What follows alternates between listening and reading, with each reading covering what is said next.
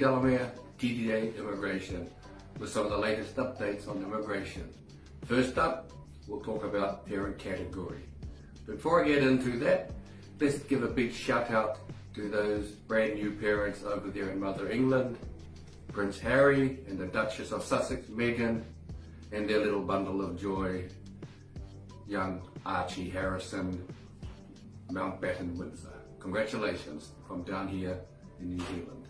Now the parent category. The Minister announced this week that he expects to make a decision by the end of the term. Now what does that mean? The end of the term is October next year, the election. Now, I don't know what the Minister's going to do. I've got a pretty good guess because I cannot conceive of any possible chance that the Minister, that the government are going to reopen the parent category a month out from the election.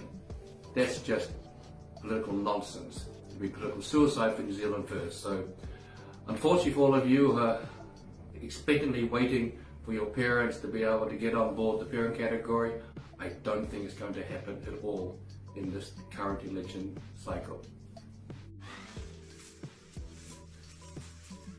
Some more news from the Minister. He's announced a closure of the intermediate skills shortage list and replaced it with a new list which he's referred to or called the regional skills shortage list. The regions are going to be expanded from 6 to 15. Priority is going to be given to teachers, big teacher shortage in all areas, preschool, primary, secondary. Other areas that they're looking at on the long-term skills shortage, they've added aged care nurses. A lot of shortages out there in the retirement homes, and also a occupation called building associate, which translates to something like site foreman. There will be priorities given to those occupations. So if you think you may be on an occupation that's been added to the skill shortage lists, I recommend you get onto the immigration website and check out that new list. It's the regional skill shortage list.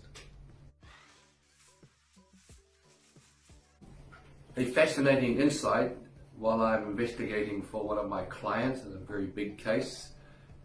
I have happened to come across and review the latest published stand-down list. This is the published stand-down list. Well, this is the first page of it. There's about 8 pages, over 90 employers. These are the 90 employers that immigration considered are bad employers, and they will not be allowed to employ anyone on a visa. Now, the fascinating thing about that list, what I showed you, the first 8, they were all stood down for breaches of the Holidays Act. Now, I'm all for punishing employers that are deliberately out there extorting, exploiting migrant workers. I have no problem with that at all. I do have a problem where it's on the holiday legislation. One of the biggest offenders in this country of breaches of the holidays legislation was MB and Immigration New Zealand.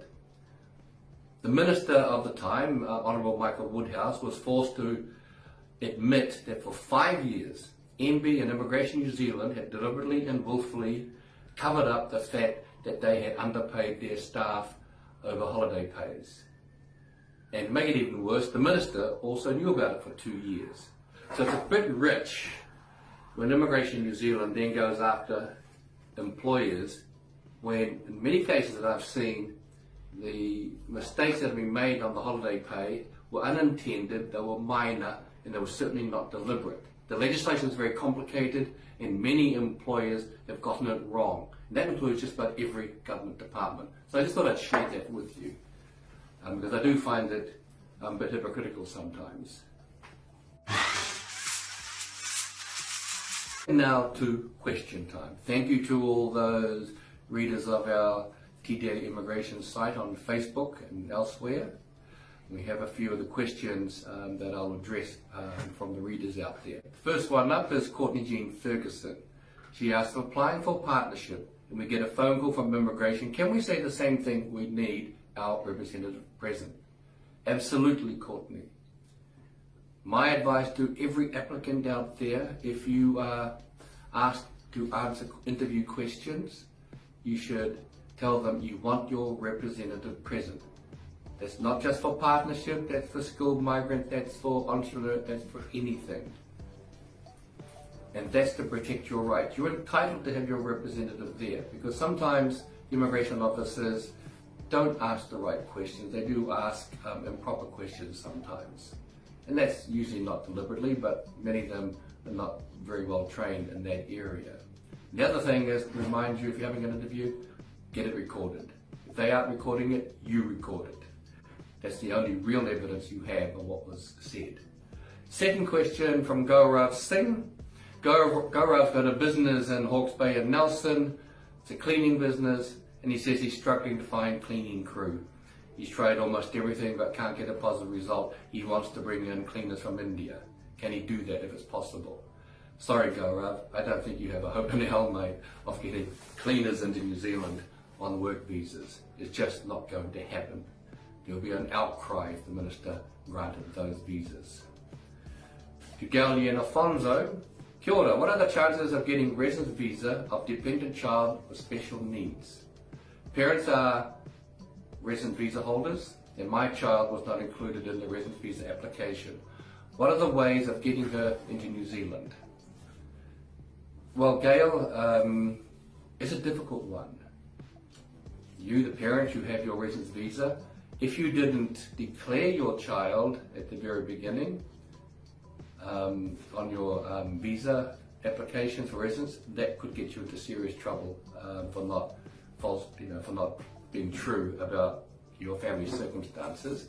However, if you declared your child but just didn't put him as an applicant, you can try to bring him in. It will be difficult.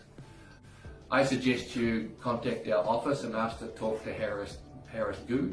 Harris last year won a case where immigration were declining the application from a child with special needs, and we won that case. So Harris is very well versed in it, so give Harris a call at 09 337 0380. Okay, to finish off, let's look at some of the most common questions that are asked of TDA advisors. The first one is, does my partner qualify for a visa under my visa? Well, the answer there is yes and no, actually. It really depends on what type of visas you have and at the level that you were granted your visa. So if you're not sure, by all means just contact us here at TDA and someone will answer your specific question. How long are processing times? That's a very common one. It's pretty much like how long is a piece of string. All I can say is the better you prepare your application, the faster it will process. Immigration officers really appreciate it if you set out everything for them. And that means, for example, in skilled migrant category, go through and explain in your cover letter exactly why you meet each of the criteria. Explain exactly why, with documentation, is how you perform the tasks of the job that you claim to be doing. Skilled migrant applications are taking anywhere from 6 to 12 months. Work visas, straight after graduation, get processed pretty quickly. But again, it all comes back down to how well do you prepare your application. If you do a sloppy application, just put a whole bunch of documents together and say, well, you sort it out, don't be surprised if it takes forever. And if you do that, you deserve to have your application processed forever. Another question, does my interim visa allow me to work?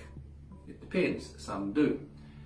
If you are granted an interim visa and you had a current work visa and your application was for the same employer, same sort of visa, it probably does. But again, check the letter they send you, it'll tell you whether you can work or not. Now, very common question we get. What are my chances of success? What's the percentage chance? I've always refused to answer that question.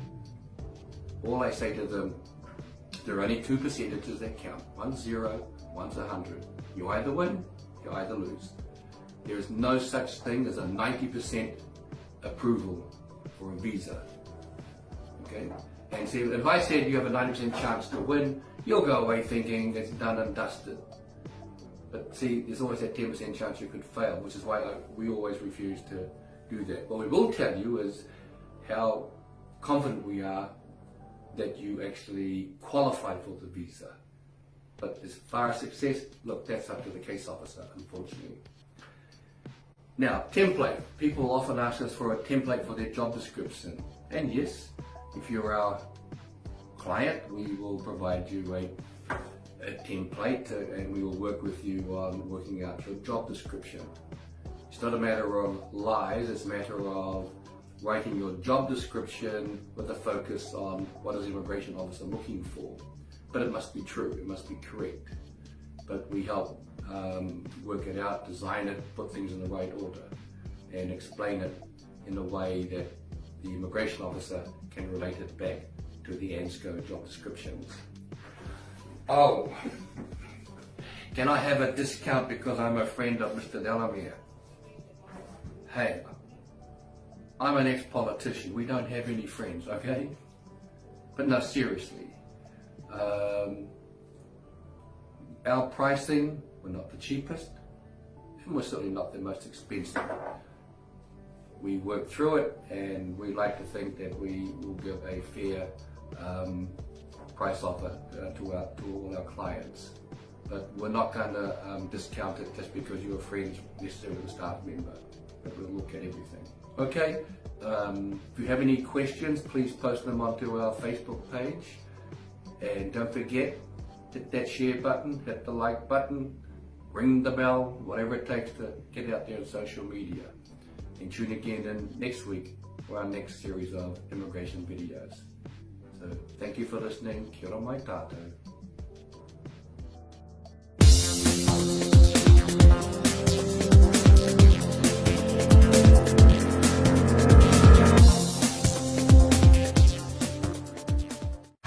Zoom has revolutionized the way teams communicate.